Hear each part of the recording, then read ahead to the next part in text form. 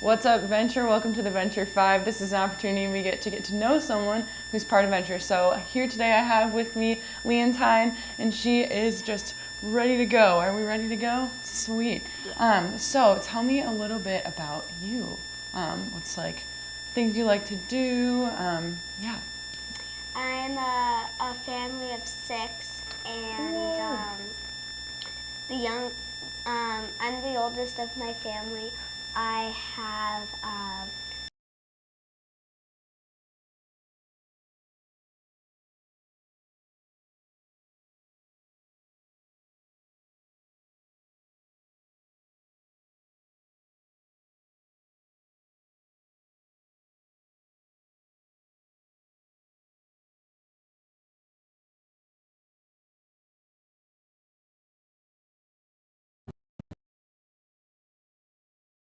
Welcome to the Venture Chance. Meet someone.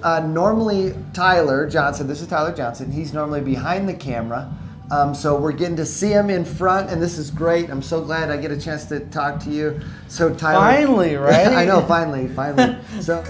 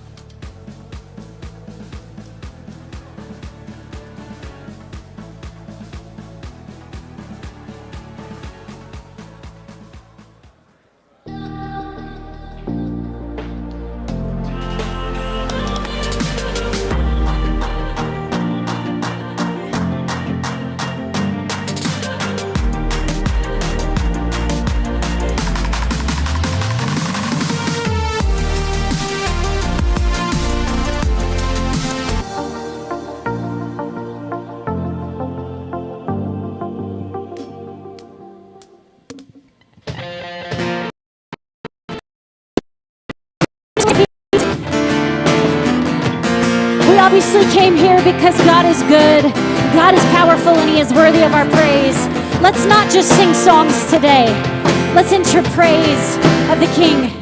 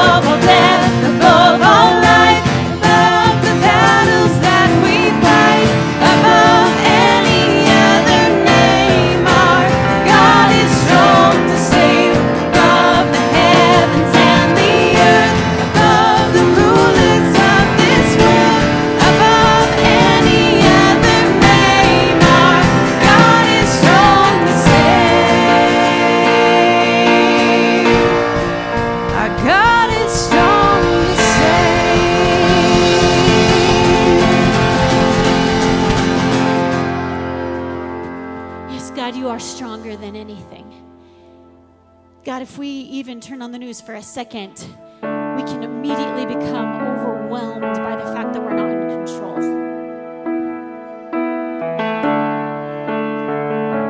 And God, I think that's what we need. God, we need everything that we can to just bring us to our knees. We as a country need brought to our knees. God, teach us how to surrender our hearts to you, how to trust you. God, there's all sorts of stuff stirring, things we came in here with. God, there's always something. And yet you say, come to me, you who are weary and heavy laden. Come to me and I will give you rest. I'll give you rest for your souls. God, thank you that you are so loving.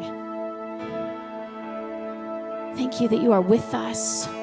God, thank you for the perspective that we gain when we just stop to worship you.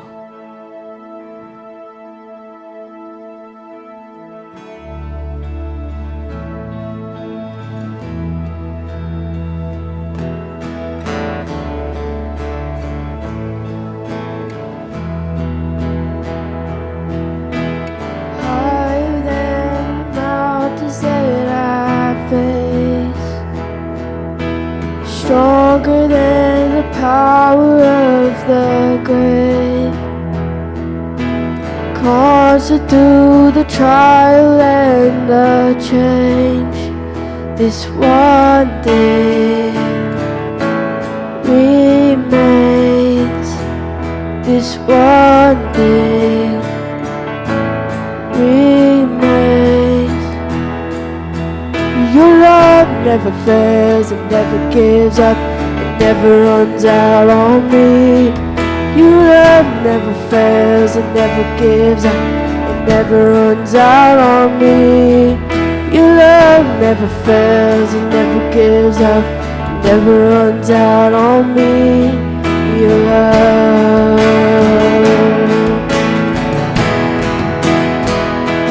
Because on and on and on and on it goes.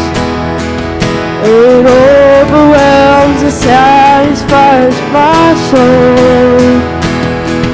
And I'll never ever have to be afraid. This one thing remains. This one thing remains. Your love never fails, it never gives up, it never runs out on me. Your love never fails, it never gives up, it never runs out on me. Your love never fails, it never gives up, it never runs out on me. Your love.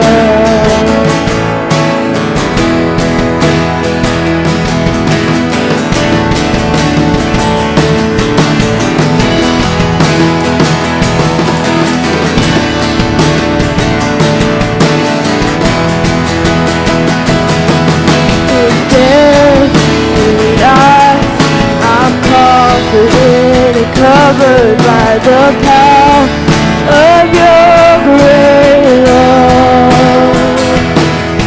My debt is paid. There's nothing that can separate my heart from your great love. In death, in life, I'm confident and covered by the power of your great love. My debt is paid. There's nothing that can separate my heart from your great love. Your love never fails, it never gives up, it never runs out on me. Your love never fails, it never gives up, never runs out on me. Your love never fails, it never gives up, it never runs out on me. Your love.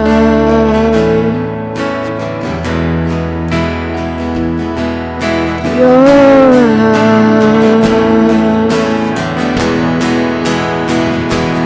Because on and on and on and on it goes.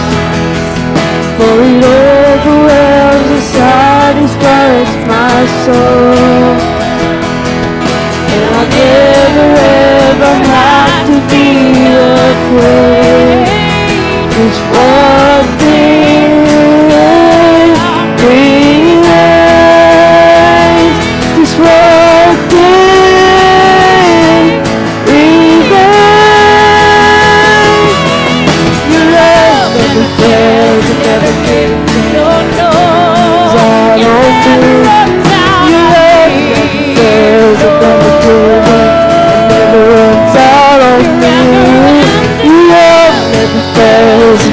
is and never runs out on me.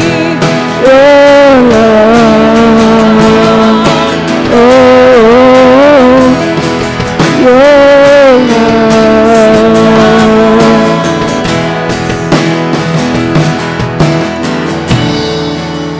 Jesus, thank you so much for your love. God, sometimes we want to stop just because we can't believe what failures we are. God, sometimes we even look at what we've done and we realize our sin, and it causes us to actually run away from you. But God, that should bring us back to the foot of the cross. God, thank you for your never-ending love. And God, I pray that the response in our hearts would be to praise you, to thank you, to surrender, and to walk closer to you. God, I pray that we would not spiral backward.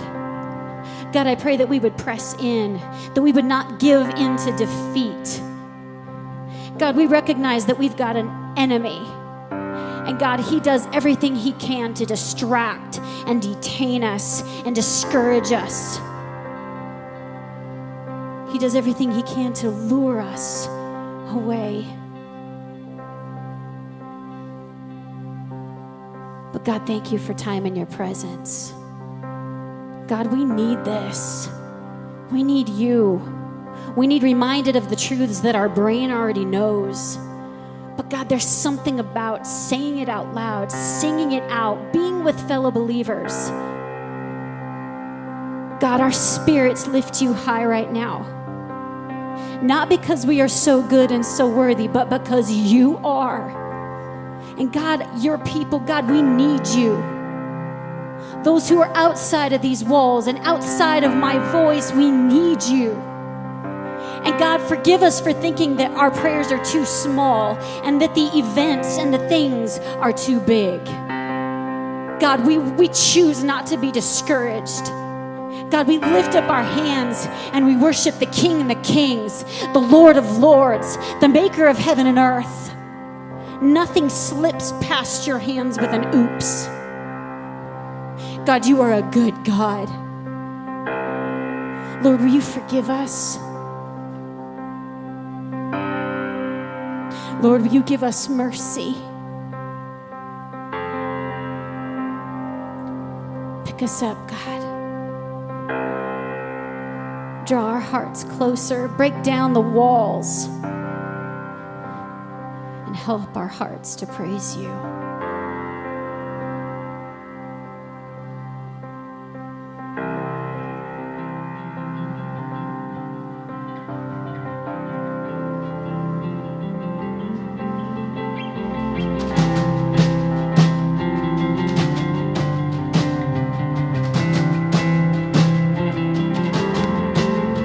Hold me now in the hands that created the heavens.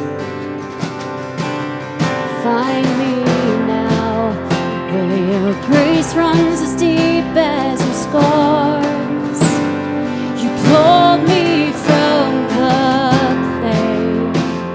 You set me on a rock. You called me by your name, made my heart whole again.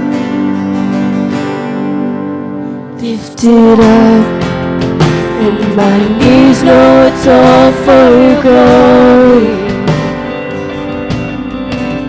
That I might stand with more reasons to sing than to fear. You called from the grave. You set me on the rock. You called me by your name, made my heart whole again. Here I stand, I surrender. I need you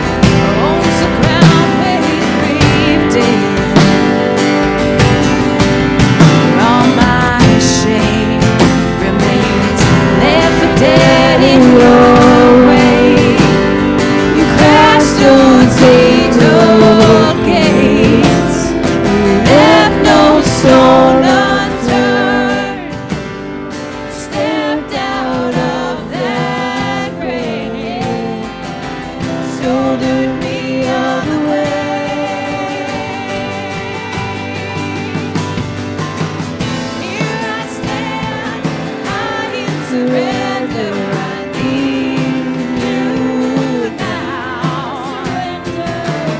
All my heart, now and forever, my soul cries out. Once I was broken, you love my whole heart through. Sin has no hold on me. Grace holds me now. Healed and forgiven. Look where my chains are now. Death has no hold on me. Grace holds that ground. Grace holds me now. Grace holds me now. Grace holds me now. Grace holds me now.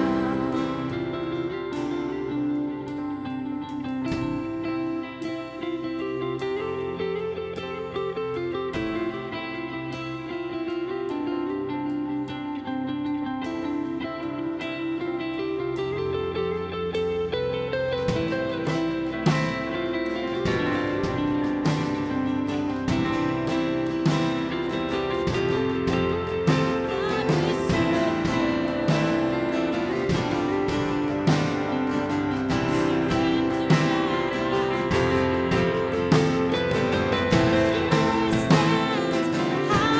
surrender. I need you now.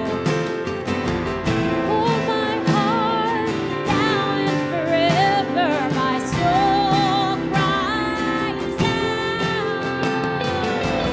Here I stand, high in surrender. I need you now. Hold my heart now and forever. My soul cries out. Here I stand, high in surrender. I need you now. Surrender. Hold my heart now and forever. My soul cries out.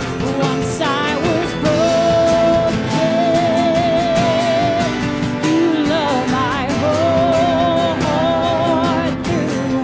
Sin has no hold on me. Your grace holds me now.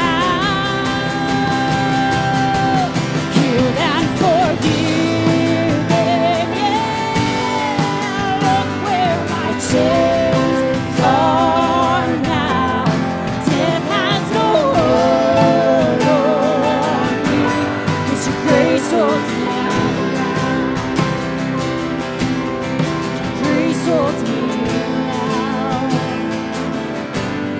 Your grace holds me now. Your grace holds me now.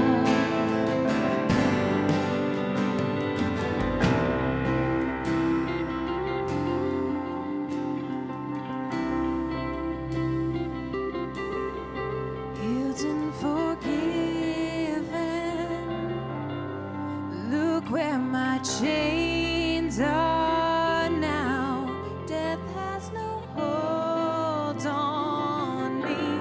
'Cause your grace holds me now. Your grace holds that ground. Your grace holds that ground.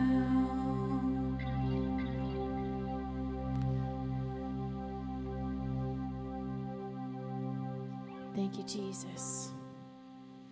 It's good to be together. It's good to be together, whether you're online, you're with us, or in person. We need to worship the Lord. All right, we're going to go into a time that we call our Venture 5, where we take 5 minutes and take a deep breath. You can go back to the Next Steps booth. If you are a woman, our pile is getting larger for Mystery Sister. And you can grab a Bible from back there, grab some coffee, connect with those in this room, and we'll see you back here in 5. Hey Venture, welcome to the Venture 5, where you get a chance to meet someone, normally Tyler Johnson. This is Tyler Johnson. He's normally behind the camera. So we're getting to see him in front, and this is great. I'm so glad I get a chance to talk to you. So Tyler, Finally, right? I know, finally. So if you didn't know, this guy just celebrated a birthday, so congratulate him. And got a fantastic haircut. Finally. Finally. It was time, it sounds like, right? Yeah, it was meant to be where it's like, hey, we're gonna be just a God delayed like the good audio right now, hopefully that you're hearing, so I can get a haircut and take good representation of who I am, right? Sure. Anyway, go on. So Tyler, there's people that are watching that don't know you. So share a little bit about maybe who you are and how you ended up helping Venture behind the camera and all the other areas that you help. So I've always liked to be interested in film, and actually, you know what's funny? I met this guy in Pizza Hut, and he's like, hey, we should get you, I should introduce you to my friend Aaron Flood, who used to go to this church at the time. He now goes to a separate church, but still, really cool guy. Don't knock on him because he doesn't get over here. But like, anyway, dog on him or whatever. But anyway, but what's really cool is I had a prophetic dream a while back ago, and he said, come to this church or come to a church. And I went to this church, instantly found this was my church home, and they instantly like got me into like a connection to do film. And now, and it used to be just like a group of people, and now I'm like the only guy like does this. So if you're interested, go ahead and find me. I usually operate camera switcher in the back, so we definitely need some more help for sure. Yeah, so if that's something that interests you, talk to Tyler, and that'd be great. So you were kind of barely touching on your video career, but I wanted you to speak a little bit to that because you're being humble about some of the things that you've done. Oh my gosh! Well, I just we're doing an Elion Films format where we just get everybody together. If you ever go to YouTube, check out Elion Films. It's ELYON Films. If you just do Elion, you get an MMORPG or something like that. But we're doing an Elion Films format where we're going to be doing where everybody's almost invited, like everybody, just not your dog or anything like that. I don't think. But like what we're going to try and do is we're going to do a fundraiser for the next big film, and I can't say too much about it, but it is a science fiction opera with lots of special effects.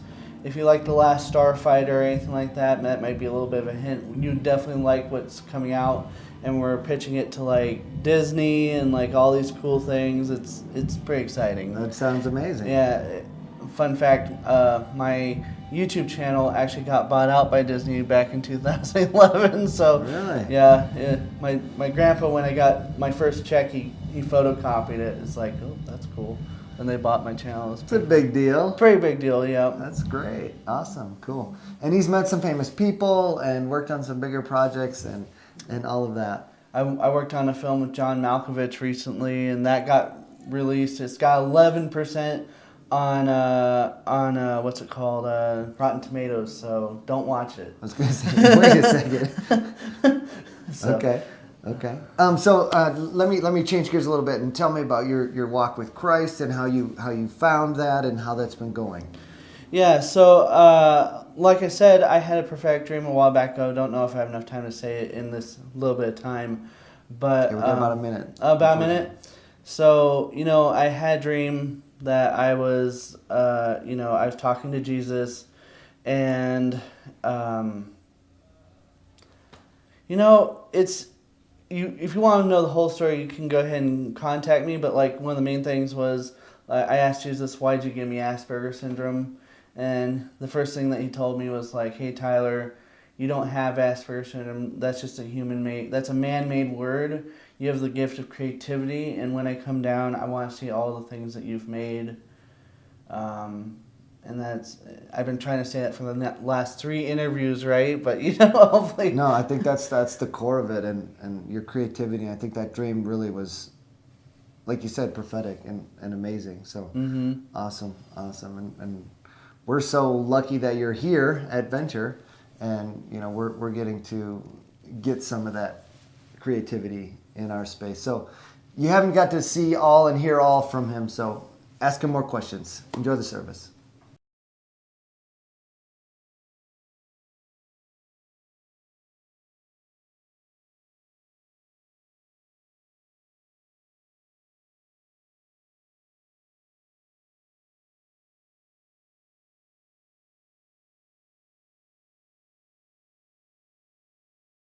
morning, Venture. All right, we're going to try that again. It's okay. Ready? Good morning, Venture. There you go. You guys are cold enough, and you guys are all still probably a little bit wet even from the snow. So, so you guys are nice and awake. It's good. I think this morning this was just God's way of saying spring break's over. Right? It's just done. Okay, we're back to work. Let's go. But I'm sorry. Well, we need this, don't we? This is awesome. I feel like I'm in the dark up here, but maybe you guys, you just know I'm in the dark all the time. So, I want a couple of things I want to highlight here this morning real quick. Is around here, around Venture, we are here to help you take your next steps in your relationship with God, no matter where you're at. And I say this, we say this often, but I don't want us to miss this. Because we really believe that God is who he says he is, and he offers the best life possible. And it is so easy to get stuck in a routine or stuck in a rut and just go through the motions of life and miss out on the life that we were created to live.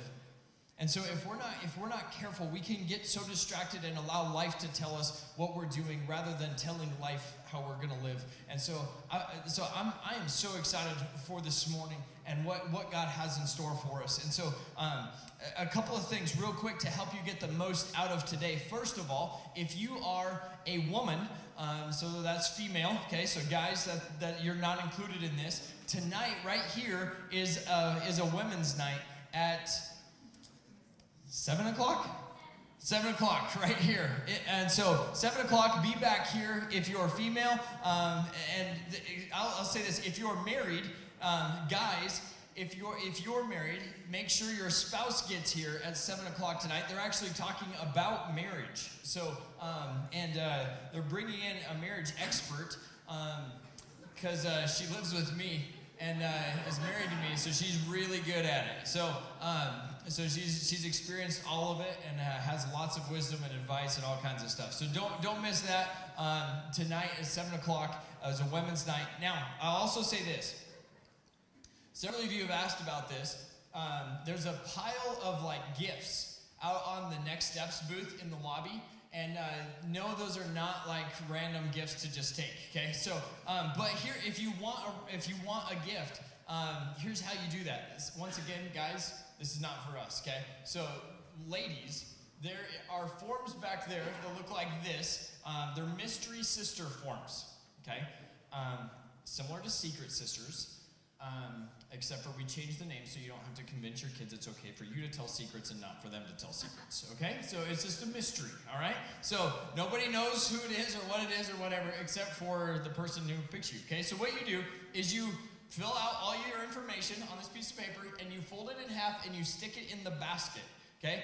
When you stick it in the basket, make sure you grab another paper that's folded in half. Okay, so does that make sense? Because some of you filled one out and put it in there, but didn't take one. Okay, so you want a mystery sister, you just don't want to be a mystery sister or something, right? But so fill one out and then take one, and then you can bring stuff back and forth. But if you have been part of this, check the basket weekly, because it gets piling and flowing over with all kinds of gifts and all kinds of crazy stuff in there. So if you have done this already, make sure you go back there and just check for your name on.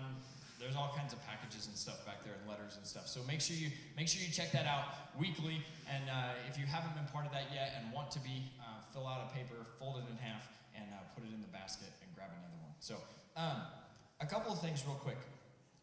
On your chair, if you're in the room, are two pieces of paper that look like this. I want to explain these. And so if everyone would you grab these? You may have put them under your chair. You may have slid them down the row or whatever. Would you grab these? If you're online, you'll have links to these in the upper right-hand corner of your screen. But here's what I want to talk about for a minute. First of all, I want to talk about the giving envelope, okay? The giving envelopes, this can be weird in this setting, and I understand some of the baggage and some of the ways some of us have maybe even been manipulated in the past, and we've experienced, some of us, some trauma in regards to finances in the church. And so I want to make this really clear. Around here, the giving is part of our discipleship process. It's a growing up in our relationship with God, part of the process. And so I I want to make this really clear. God does not need our money. Okay? Like, our measly little, like, pennies, hundreds, thousands, whatever, dollars, like, really don't mean anything to him, right? What he wants is our heart. And he wants us to trust him in every area of our lives. And so as a church, we've been committed from day one to be completely obedient to him and trusting him.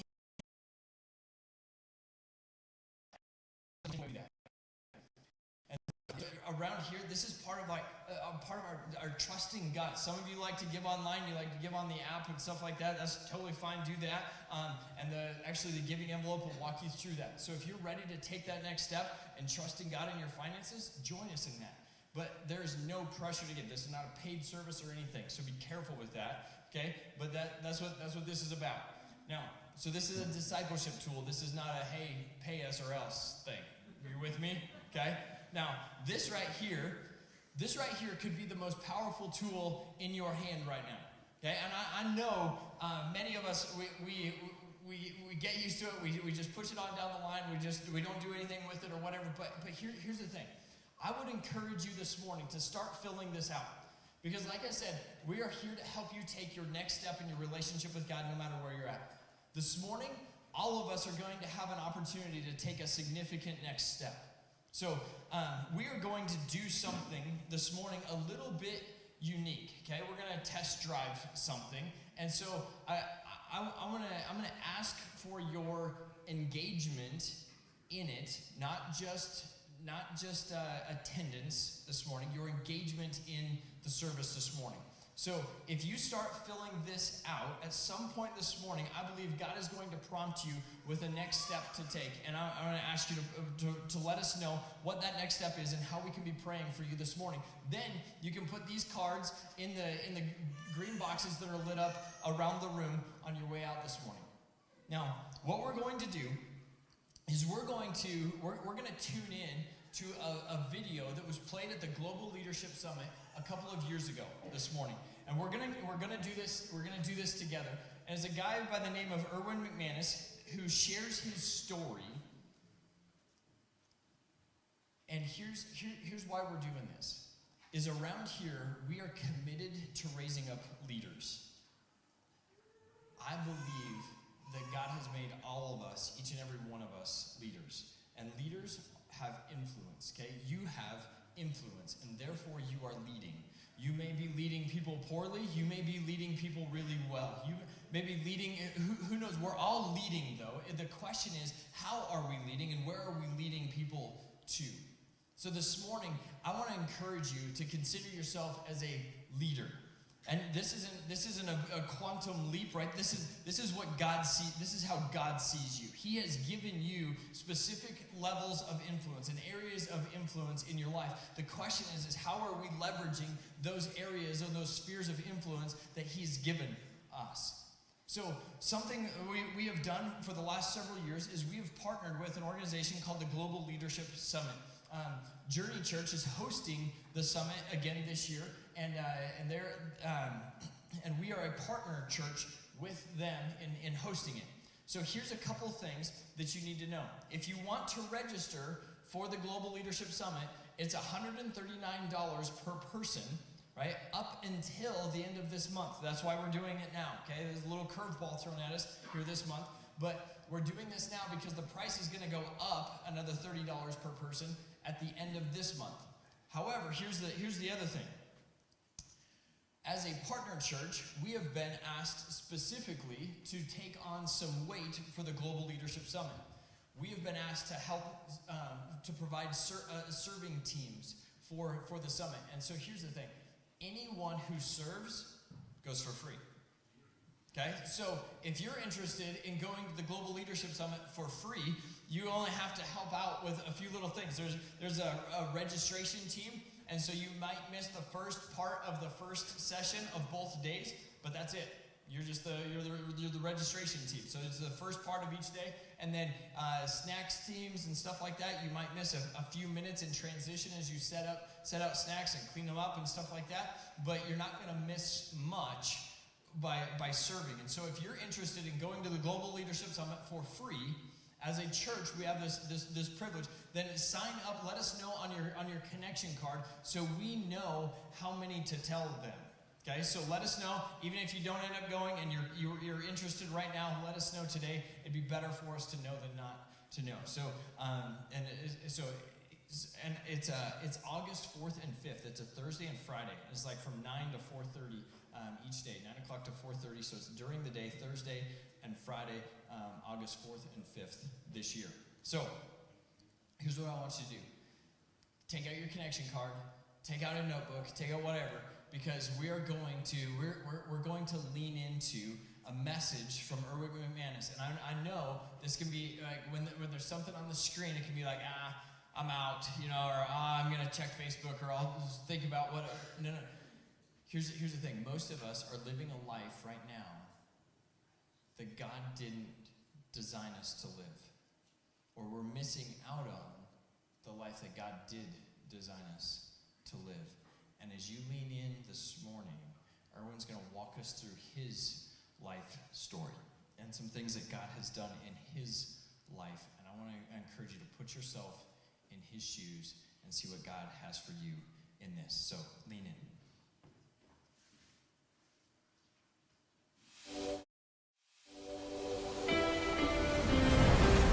Returning for his third time to the summit stage, we welcome back Erwin McManus, Senior Pastor of Mosaic, a church in Los Angeles known for its innovation, creativity, diversity, and social entrepreneurism.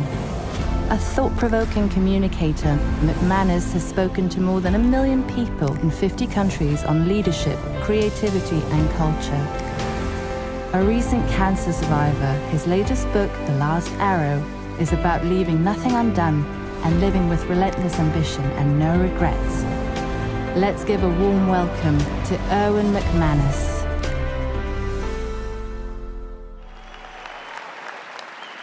It is such an honor to be here with all of you today, and it's incredible the kind of insights on leadership and culture, organization that we are able to gather together from some of the greatest minds in the world. And what I want to focus on is something a little bit different, because I'm convinced that the greatest battles we ever fight are the ones within us, the ones that rage within our souls. And if we can figure out how to conquer the darkness inside of us, we can keep moving our lives forward into the light. When we try to learn principles around leadership or culture or organizational science, and it can seem so objective, and yet I think the reality is that most of us are here not only to try to figure out how to run better organizations or to lead greater congregations. I think that inside of us, we're all desperately afraid that there is greatness inside of us that will never be actualized, that there's something inside of us that we can't seem to access. I think all of us have this sense that we might have our final cause of death being drowning in mediocrity. And I can tell you a huge part of my own internal journey has been, who am I? Will my life ever amount to anything? Coming from another country, learning a different language, never having known my father, having what I would consider maybe a tough start in life. I think I'm like so many of you, feeling as if there's more inside of you than you can actually access. So when Aaron was 15 years old, he said, I want to meet the man who gave you your name. So we flew across the country. I tracked him down. I hadn't talked to him in 15 years. And I took my son to meet Bill McManus. And in the first conversation they had, and the last conversation they had together, my stepdad said this, and I'll never forget it. He said, I don't know what your dad has told you, but he was just average. And then he reinforced it. His brother was exceptional, but he was just average. I don't know what he told you, but he was just average. And those words kept echoing inside of my soul, and I remember just reinforcing his statement. I said, what else would I tell him, Dad, except that I was just average? And when I left that day, I had this haunting, painful struggle within me. Not because he said I was just average. And by the way, that was not easy to realize that the one thing my stepdad wanted to tell my son, the one thing he wanted to pass on to the next generation is that his father was just average. But what really haunted me was that he was exaggerating. I was never average. I was always below average. If I had been average, I would have been overachieving. And I realized when I was leaving that place that if I didn't make different kinds of decisions in my life, that my life story would be, he was just average. See, I think that is something that haunts us all. This terrifying realization that we may never live up to everything that's inside of us. And if you're a person of faith, you know that you've been created by a God who gives you intention and purpose and significance, and that your life is supposed to matter. So I began writing this book called The Last Arrow, Save Nothing for the Next Life. Because I began to discover over years and years of life that I've known too many people with so much potential, so much capacity. They looked as if they were going to accomplish so many great things, and their lives never lived up to what everyone else saw in them. They began to realize that life isn't really about talent or intelligence or gifting or skills. There's so much more. That so many of us live our lives holding on to the status quo because that's where we're best accepted. And we're terrified of breaking away from the pack and becoming uniquely the person God created us to be. Because when you become who God created you to be, you will be like no one else in the world. And no one will be able to understand you or explain you. And sometimes they will not be able to accept you. And so I think we're in danger sometimes. I think we're in danger of trying to learn how to fit, how to conform, how to belong. And what we need to do is ask the question, how can I become the person I was created to be? How do I actualize the full capacity, the full potential inside of me? How do I use my life to disrupt the status quo? How do I break out of the momentum of mediocrity and become something that compels others to become more themselves? So I found this story. It's in 2 Kings. It's a conversation between a prophet and a king, Elisha and Jehoash. And it's one of those peculiar stories that really doesn't make any sense. And I didn't grow up with faith. I never went to church. I didn't grow up reading a Bible. So when I read these stories, sometimes they just really confuse me. And this is a story where King Jehoash calls for Elisha because he's terrified because an enemy army is coming to defeat him. And he knows that the only potential for victory is if he can bring Elisha to his side. Because Elisha knew God, but King Jehoash knew somebody who knew God, but he did not know God. And he said, there's an army coming to destroy us, and Elisha is about to die. But the king's not worried about that. He's just worried that he's going to lose the one person he has who can connect him to the creator of the universe. And Elisha says to him, take the bow and arrow and shoot it through the window. And it says that Elisha put his hands on the king's hands and he shot the arrow through the window. This is a beautiful metaphor that if you'll put your life in God's hands, he will send it so much further than you could ever alone. And then he says to the king, God is going to give you a complete victory today. Man, I would love to step into that, where I could wake up every morning and knowing that I had the promise of overcoming, that I had the promise of a complete victory. Wouldn't it be amazing, whatever you're facing in your company or in your life, in your family, whether it's in your career or your church, to know that you're going to overcome whatever you're facing? And then he says, take the arrow and strike. And the king takes the arrow in his hand and he strikes once and twice and a third time. I think this is epic. This is amazing. And he strikes 3 times, which seems to me to be a good number. And then it says Elisha became angry. It doesn't give us any context for his anger. It says Elisha became angry. He says, why did you stop striking? Why didn't you strike the arrow 5 or 6 times? If you had kept striking, God would have given you the complete victory, but now you're only going to get a partial victory. Like, this is so unfair. This is the way God seems to operate in life. He doesn't give us the details, then he gets mad when we get it wrong. I mean, if this was so important, why didn't Elisha said, I think you should strike a lot? Like 5 or 6 times. He doesn't tell him anything. And I'm reading this going, God, this is how I feel about life. I strike, I stop, you get mad. You never told me to keep going. And then it hit me. I'm amazed how many people need permission to get started. But almost no one needs permission to quit. This king stopped after striking 3 times, not because he was instructed to stop, but simply because it was enough. And I started wondering how many of us have confused those moments in our life where we thought we failed, but actually what we did is we quit. I wonder how many of us have settled for a life that's so much less than the life we're supposed to live. Now, not because we were being held back, but because we never had enough confidence or faith or belief in what we were created to do, and so we never pushed ourselves to the more. I wonder how many of us are saving our best for the next life when really all we have is this life to give ourselves completely to. My wife Kim and I went to this doctor on this just really routine exam. I was just waiting to hear this declaration of a clean bill of health, and we had our kids waiting for us to enjoy and celebrate that I could finally be insured. And this doctor looked across the table and he said to me, "You have cancer."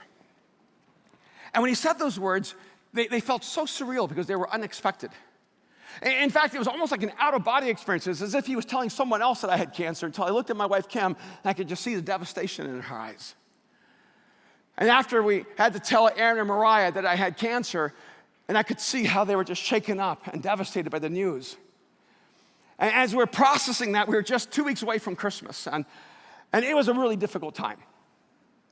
And then I found out that I had cancer for so long that my cancer was in advanced stages, and as my surgeon kept telling me, I had high volume cancer, and so it put me at high risk. And I didn't know if The Last Arrow would be the last book I would ever write. I thought, what a strange metaphor for life, that would be my last arrow. 3 weeks later, one of the greatest surgeons in the world, Dr. Khalili, who invented the robot called Da Vinci that actually performs the surgery, became my surgeon. And the surgery was supposed to take 2 hours, and it took 6.5 hours because they found so much more cancer than they expected, and it was so much more difficult than they thought. 6.5 hours later, all the rooms were taken up in the hospital with the cancer patients, once they had to move me to a different section. And I remember as I was processing that, we told our community of faith called Mosaic in LA, and I told them that I had cancer, and I didn't know what the future looked like, and I knew I needed to finish this book. And so the night they told me I had cancer, I went home, everybody went to sleep. I opened up the manuscript to the bottom of page 93, the second to the last sentence, and I read a sentence I'd written a year before that I did not remember. And this is what the sentence said. "So I need to tell you, before you hear it from anyone else, that I'm dying." I wrote those words 1 year before the day they told me I had cancer. And yet on that night, that happened to be the first sentence I read in my manuscript. It was so surreal to actually read something I wrote for myself a year ahead of time. It was as if it was in a time capsule waiting for me to deal with the reality of this truth. But the most significant thing I wrote in the book is not that sentence. It may be the very next sentence. Right after I wrote, "So I need to tell you before you hear from someone else that I'm dying," I wrote these words, "But so are you." And that's the reality. See, the problem is that most of us live our lives as if we're not dying. Most of us act as if we're going to live forever. Most of us act as if this day doesn't have infinite value. And in case you were unaware, I need to tell you that you're dying.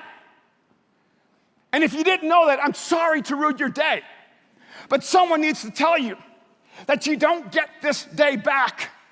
You don't get this opportunity back. This is a moment you need to treat as sacred and essential. You need to leave each day as if it's the last day of your life. And then I gave myself permission. I'm going to feel whatever I should feel. I mean, I don't know what a person with cancer feels. I've never had cancer before. So if I feel afraid, I'm going to feel afraid. If I feel angry, I'm going to be angry. If I feel bitter, I'm going to be bitter. Whatever I feel, I'm just going to feel. I'm not going to pretend. I'm just going to let it be what it is. And I can tell you the strangest thing happened. I never felt bitter. I didn't know how I could be bitter when I've lived such a beautiful life. How could I be bitter against God or against life? Because it's been such an amazing journey. And I never felt angry because I felt like life has been so disproportionately good to me that I've experienced what others could only dream of. So how could I be angry? But what really surprised me the most was I never felt afraid. I mean, I was ready to feel afraid, and maybe I'll feel afraid tomorrow, but I can tell you, up to this moment, I've never felt afraid. And I started processing that. What's wrong with me? Am I a sociopath? What's going on? Why am I not afraid? And then I remembered when I was new in my faith journey. When I was encountered by the person of Jesus, and I didn't know how this whole faith thing worked out. And I wanted to see if what was written in the scriptures actually changed people's lives. So I decided to spend my life working in the middle of extreme poverty, in the middle of drug cartels, in the middle of crime and violence. And the first time I drove to what is at that time the highest crime rate, murder rate in the United States, I was driving Kim's little yellow Pinto. Now, if you want to be attacked in the ghetto, drive a yellow Pinto. And I'm in the middle of the street, my heart's pounding, I'm terrified. And I realized, how am I going to get out of the car when I'm so afraid? As I just stopped the car in the middle of the street, I didn't even pull over. I just started saying, God, I need you to help me. I'm afraid. And I kept waiting for some point of reference, some scripture that I'd memorize that would comfort me, like, I can do all things through Christ which strengthens me, or greater is he that is in me than he that is in the world, or fear not, for I am with you, says the Lord. So many great verses that could be in Gladiator or Braveheart. But none of those verses came. The one verse that came was one I never memorized, I never wanted to memorize, and I still don't want to memorize it. But it came crashing into my head. Erwin, to live is Christ, to die is gain. That was not encouraging. But when I heard those words seeping into my soul, it was as if God was speaking to me, telling me, if you'll just die right now, I will take you where only dead men can go. And what happened in my life when I faced cancer was that I had dealt with death so many decades before that, as they would say in the fashion industry, death was so last year. And there's some of you here, death is still in front of you. So you're living your life in fear. But I want you to know that your freedom is on the other side of your fears. That everything you long for, everything you hope for, all those dreams and desires and longings that have been placed there, even by God, will only be accessed if you can step through your fears to your freedom. And I'll tell you, in that moment, I had a little personal funeral. In that moment, I died, and I said, God, I just want to live a life that's absolutely free from the fear of death. Because death has a lot of companions. When you're afraid of death, you become afraid of failure, you become afraid of rejection, you become afraid of everything. You're afraid of the uncertainty of the future, you're afraid of the instability of the world around you. And I know too many people who say they have faith, but they're just absolutely paralyzed by fear. Death is not supposed to be in front of you. Death is supposed to be behind you. See, when you enter into a relationship with the creator of the universe, he puts death behind you. All you have in front of you is life.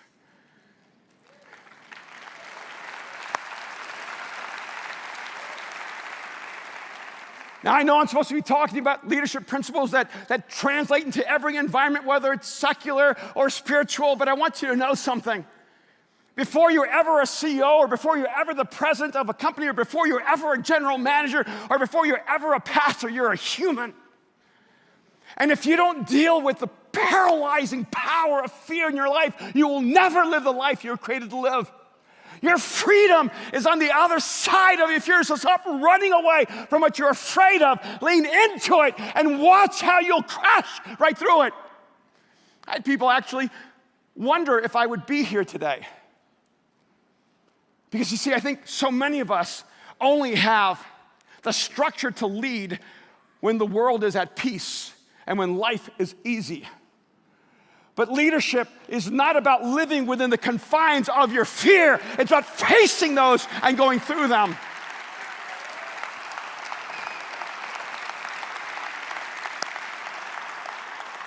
I love what Dick DeVos said. Leaders don't run from the fire. They run into the fire. Your freedom is on the other side of your fears. But I want you to know that your greatness is on the other side of your pain. I can tell you, and I stand before you in this moment, that fear has no power over my life. And it's not that I'm not afraid. I had the genetic makeup of a coward. But what you fear has mastery over your life. If you're afraid of heights, you stay low. If you're afraid of crowds, you stay alone. What you fear establishes the boundaries of your freedom. And that's the beautiful thing. See, it's only in relationship to God where the scripture says perfect love casts out all fear. See, when God is the only one that you live in relationship to in fear, it is only God who destroys that fear and sets you free with his love. Every other master that controls you by fear is a cruel master and will steal your life away. But I think a lot of us don't understand that our greatness is on the other side of our pain. We live in a time that I think can be best described by a mythology of greatness, because we get to see people operate at the highest level. Greatness looks easy. I mean, after all, in Chicago, you had Michael Jordan, and he made basketball look easy. Then you had Derrick Rose, who steps on the scene, right away becomes MVP, made basketball look easy. You had Gale Sayers and Walter Payton. They made football look easy. You live in the epicenter of a mythology of greatness because we have a generation that sees people at their highest level but doesn't see behind the scenes of the incredible sacrifice and determination and discipline and pain required to achieve that level of greatness. See, I think a lot of us think that our pain is the boundary of our limitation. But your pain is not the boundary of your limitation. Your pain is the boundary of your greatness. It's where greatness begins. But see, I think one of the things that we need to learn more of is how to walk in our pain. See, when you don't grow up with an easy life, when you grow up facing challenge after challenge, when you end up in a psychiatric chair when you're 12 years old, when you end up in a hospital because they can't find out what's wrong with you, when you live with nightmares every single night for day after day and week after week and month after month and year after year as a kid, when you don't know who you are or who you belong to, when you have so much pain in your life, you don't know if you can get up one more day, you learn how to walk in your pain. So 3 months of the day after having that surgery, I went upstairs where Kim was working, and I packed up my basketball gear and I dropped it down the stairs so she couldn't see it. And I said, honey, I'm house sick and I got to get out. I got to get out and got to hang with the guys a little bit. She goes, where are you going? You know, it's just with the guys. And she goes, what are you going to go do? I said, you know, what guys do. And she says something like, don't do something stupid. I don't know why she bothers with things like that. And I got in the car and I rented a basketball gym and we played 2 hours of basketball 3 months after having 6 hours of surgery. And yeah, the holes were bleeding. But my three-point shot was dropping everywhere. And so I knew that God was with me. And I started getting emails from around the world, see, because I have this friend who, when I met him, was an atheist, and every other word was F you. And he grew up in church, and he was once married to a pastor's daughter, but she was unfaithful to him in the first year of their marriage, and he decided there was no God and there was no love. And we developed this friendship, and he started coming across the world to LA to hang out with us. And when he found out I had cancer, he sent me an email. It was really brief. It just said, F cancer. It was not abbreviated. And but then he sent me a follow-up email that said, this might be the one thing that drives me to pray. See, and I knew in that moment that so many people have cancer. It's a story many of us share together, but my cancer wasn't about me. It wasn't for me. My recovery wasn't for me because, see, I'm not afraid of death because I'm already alive. See, my friends who are atheists say, Erwin, where is there any proof of life after death? I go, I understand why you're asking that question because you see, the only proof of life after death is life before death. And so if you're not alive before death, of course you're going to be afraid of death because all you know is death. But you see, I have absolute confidence in life after death because I've already experienced and have come to know life before death. See, and I knew that my friends who were atheists and agnostics and Buddhists and Muslims and Hindus and all those, they were a part of my story, and I wanted them to know that pain is not the limitation of our life. That there's more in us than we could ever imagine. I wanted those people in our own community who are so afraid to get up and live life again, those whose dreams had crashed, those who had just absolutely been crushed by the rubble of failure. I wanted them to know that their pain was not the limits of their life, and that there's greatness inside of every single person, but you have to be willing to go through the pain to step into your greatness.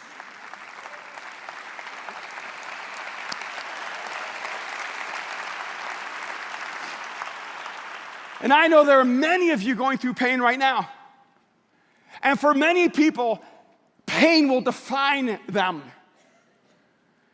But when you live a life of faith, when you connect to the God who created you, when you understand that his son Jesus stepped into human history, walked among us, lived a beautiful and perfect life, that God took on flesh and blood, and then he was crucified in the most anguishing and humiliating of processes, beaten, torn to shreds, mocked, humiliated. That if Jesus communicates anything to all of us, is that pain is not the end of the story. Because even for Jesus, his greatness was on the other side of his pain.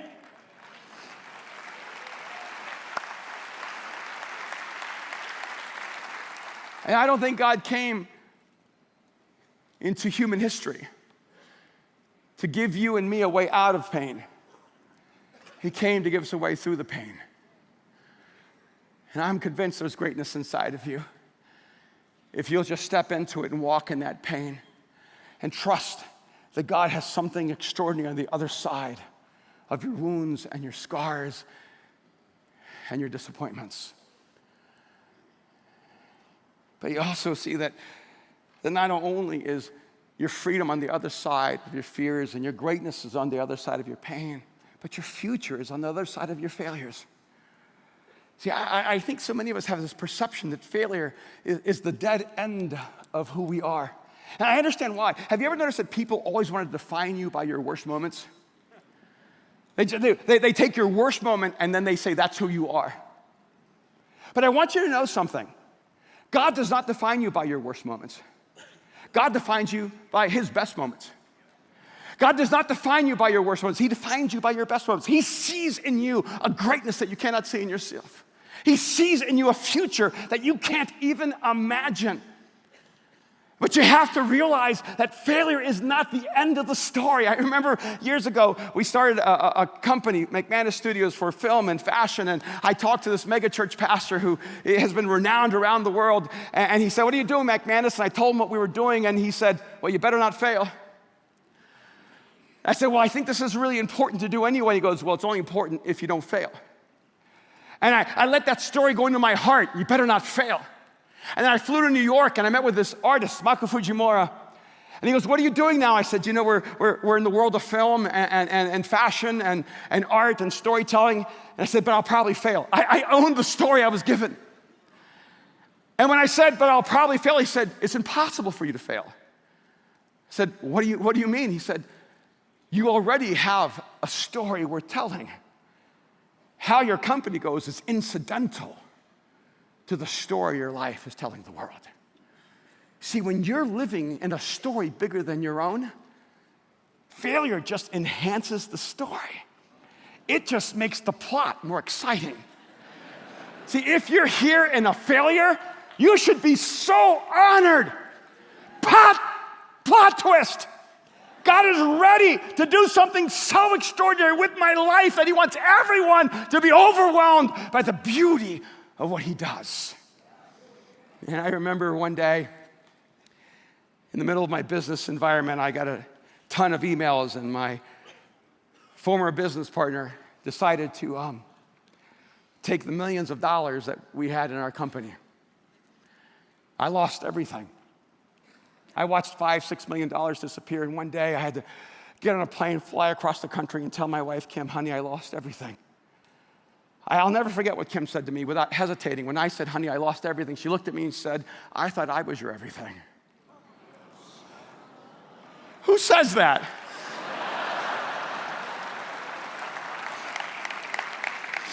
And then I didn't know how to respond, and I'm not as deep as she is. And I just said, well, I lost my other everything. And the one that helps finance my everything. And I couldn't eat for 30 days. I couldn't hold food down. I was in a fetal position, sometimes physically and sometimes emotionally. And we had to take $1 million loan on our house just to pay off all the projects they left undone. And I kept waiting for a miracle. I kept waiting for a miracle. I kept waiting for a miracle. I kept going, God, could you just do something? I tried to have enough faith, and one day it was so clear to me. I wanted God to meet me in my faith, but he met me in my faithfulness. And I want you to know something beautiful. In the middle of all that collapse, in the middle of everything falling apart, we had a son named Aaron sitting right over here. And he'd been so hurt by some of the meanness and the vitriol inside of the Christian faith that he ran hard and fast away from God. He didn't want to have anything to do with Jesus. He didn't want to have to do with anything with church. He didn't want to have to do anything to do with faith. So he was in New York working for St. Laurent. And in the middle of all this, God got a hold of his life, and he sent me a text that said, Dad, if we make bags and we make films, but don't take Jesus to the world, we've accomplished nothing. And when I read that, I thought, who stole my son's phone?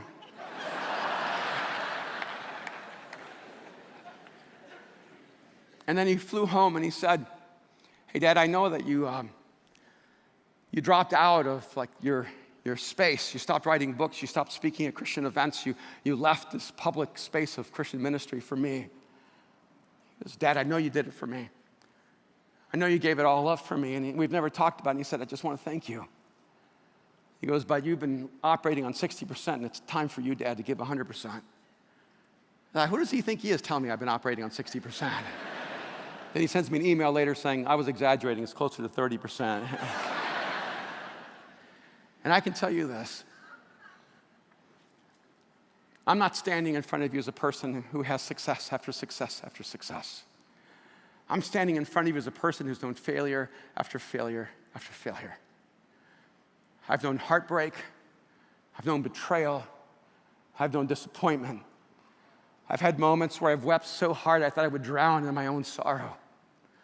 I've had moments where I've said to God, I don't know if I can take one more step. I don't know if I can do this anymore. I remember sitting on a vacation telling my wife, I don't know, I think I'm done. See, I think we got to stop pretending that this life is easy and that somehow faith makes it easier. Your faith doesn't make life easier. Your faith makes you stronger.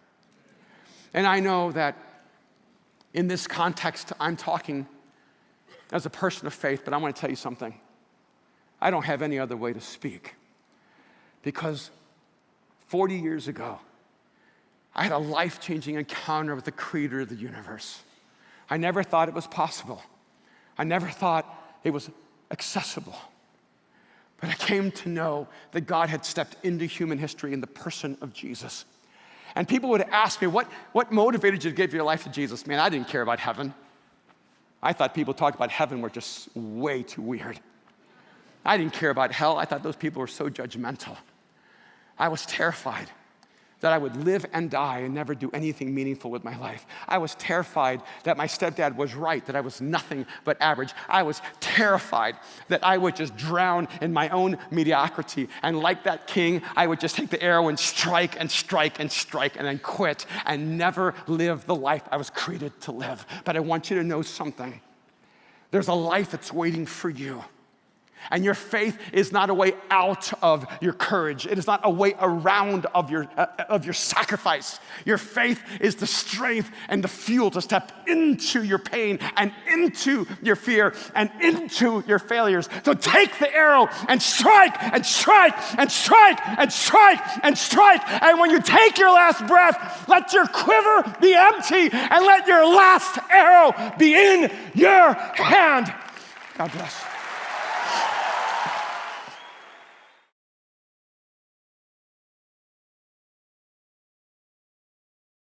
Let us know what your next step is. I don't know if you caught that or not, but your faith is the strength and the fuel to step into your fear, your pain, and your failure. Would you pray with me? God, I thank you so much for who you are. I thank you, God, that first of all, that you created us, that you breathe life into each and every one of us, and you have plans for us. You didn't create us to live a mediocre life. As a matter of fact, none of us woke up this morning just wondering how we could just squeak by through life and not make a difference, not be known. But God, there's something that you put inside of each and every one of us. We want to live the life we were created to live. But God, we understand first and foremost that starts with you.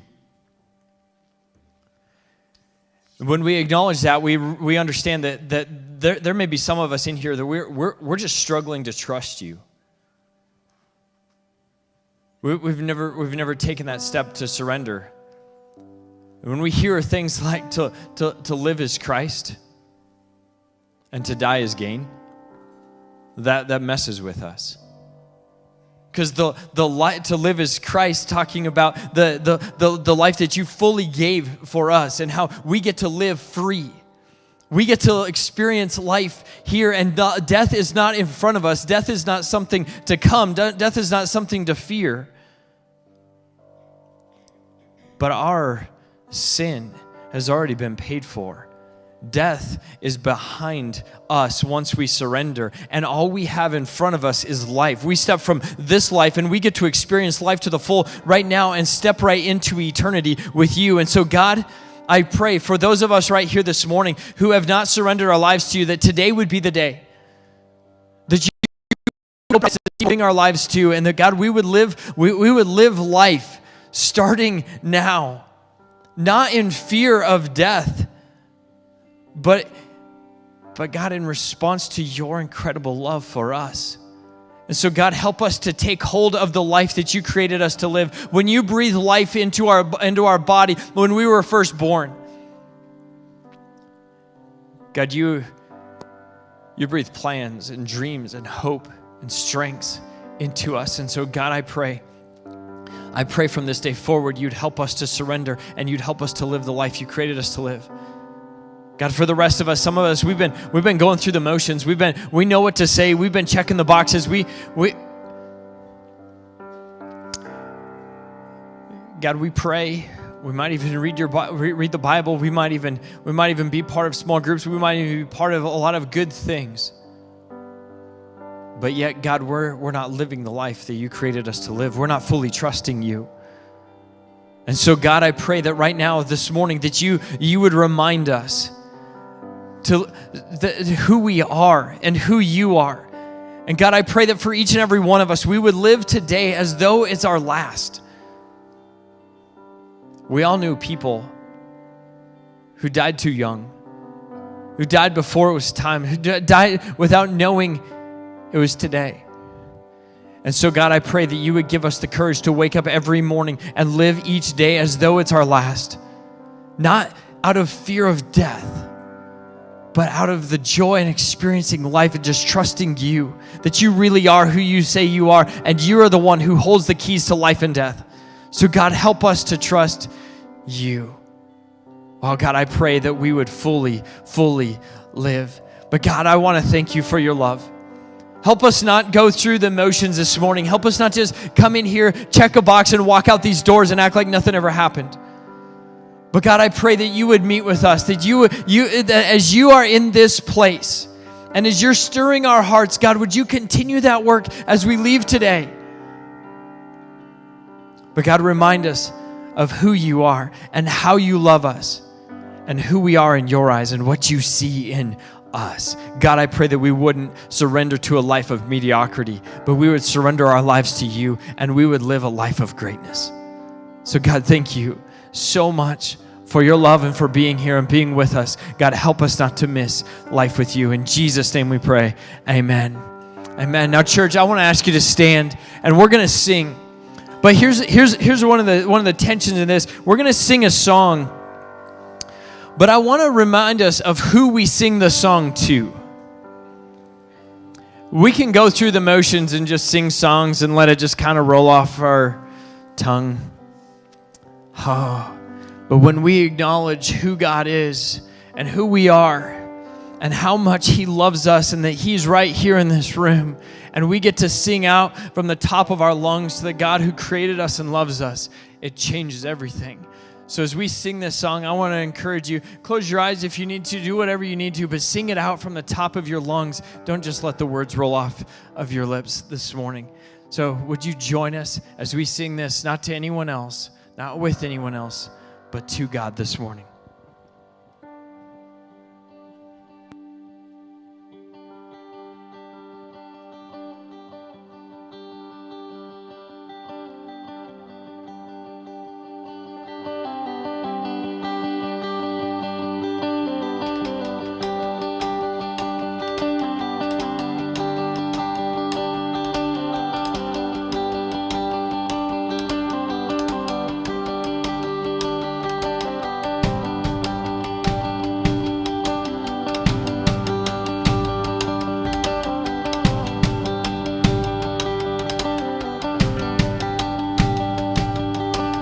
Saturday was silent, surely it was through, but not gonna let it go, it's never stopped you. Friday's disappointment is Sunday's empty tomb. Since when has impossible ever stopped you? This is the sound of dry bones rattling. This is the sound make the dead man walk again.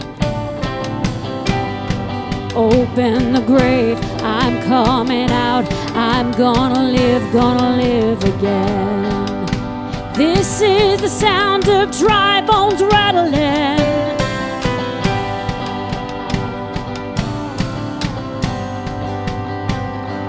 Pentecostal fire, stirring something new. You're not gonna run out of miracles anytime soon. Resurrection power runs in my veins too. Yeah, I believe there's another miracle here in this room. This is the sound of dry bones rattling. This is the praise make a dead man walk again. Open the grave.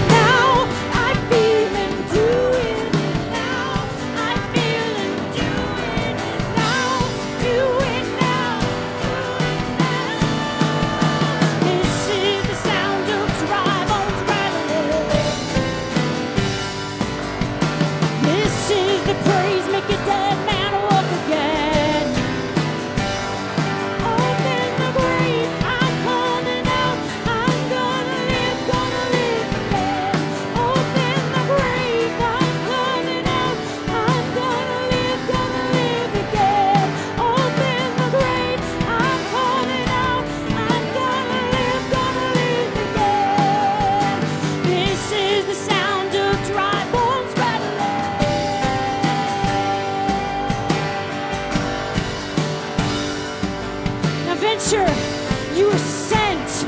Go be the church.